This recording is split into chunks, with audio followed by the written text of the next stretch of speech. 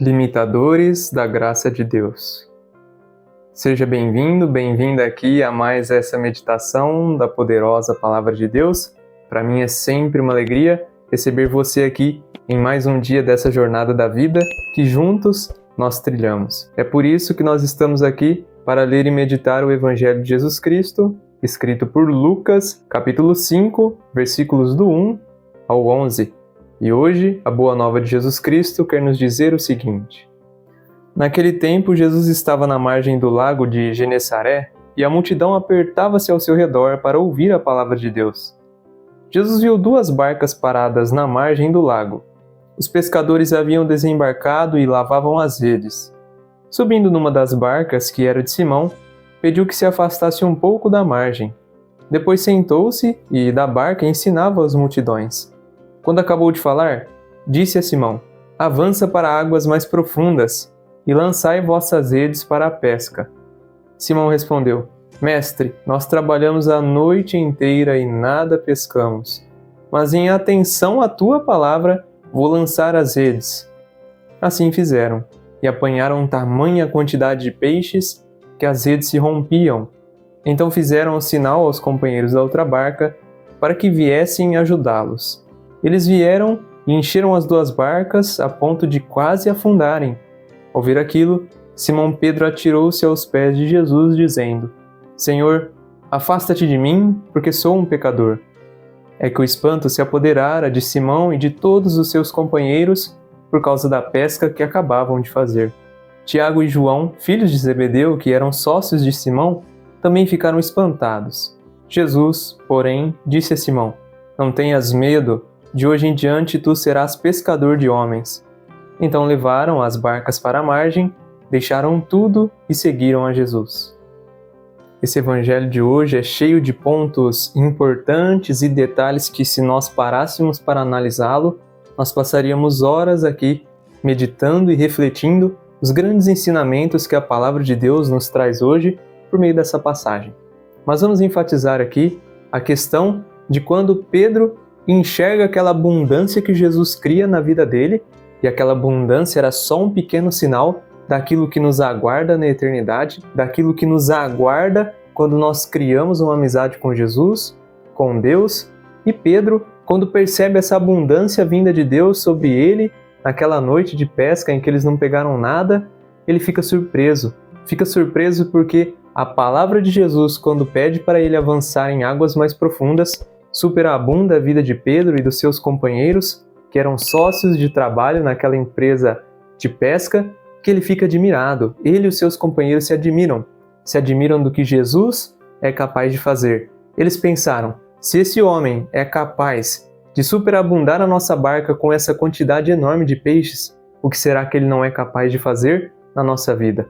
E então, Pedro, quando se depara com esse milagre que Jesus realiza na vida dele, ele fica espantado e automaticamente se vê como um não merecedor da graça de Deus por causa do pecado. Ele mesmo declara, o Evangelho vem dizendo para nós, que Pedro se atira aos pés de Jesus e diz: Senhor, afasta de mim, porque eu sou um pecador.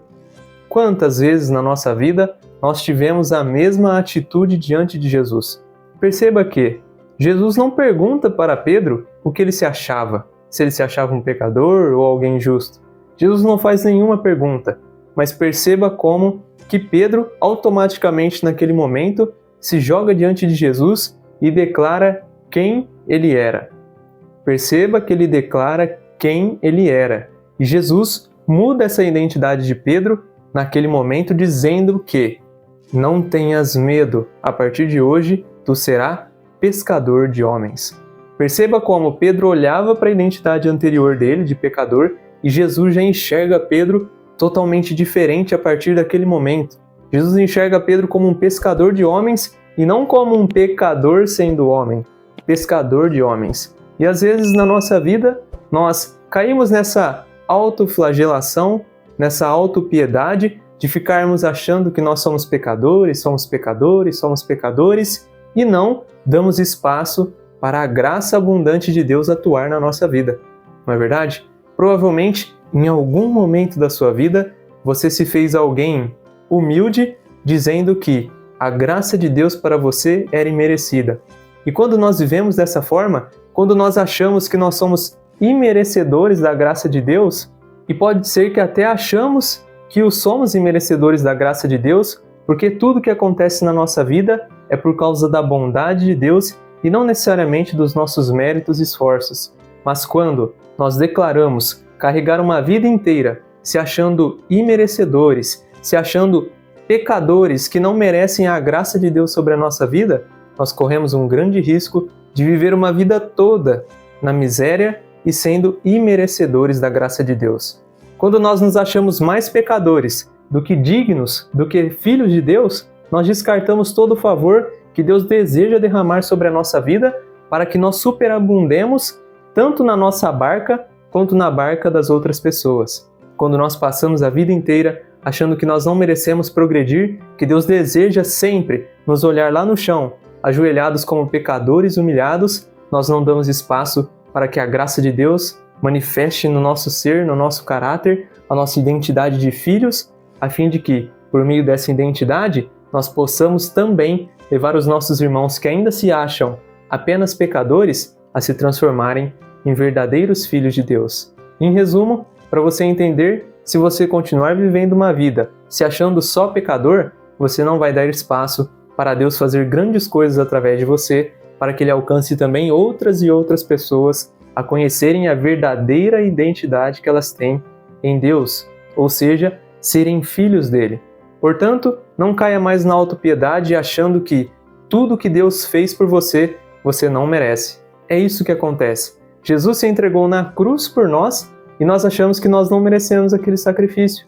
Se fosse assim, Ele não precisaria se entregar na cruz, Ele não teria feito aquilo de própria vontade.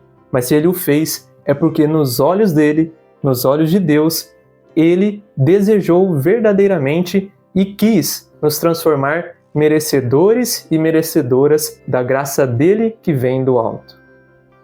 Parabéns para você que chegou até aqui nesse vídeo. Significa que a partir de hoje você poderá se enxergar não mais como apenas um pecador miserável, mas como um pescador, pescadora de homens. Por isso, a partir desse momento eu convido você a compartilhar esse vídeo para mais pessoas, a fim de já colocar a sua identidade em prática, anunciando a poderosa palavra de Deus para que aqueles que se acham imerecedores dessa graça e que talvez até estão pensando em tirar a própria vida porque acham que não são dignos de se aproximarem de Deus, possam ter a vida deles mudadas a partir desse vídeo.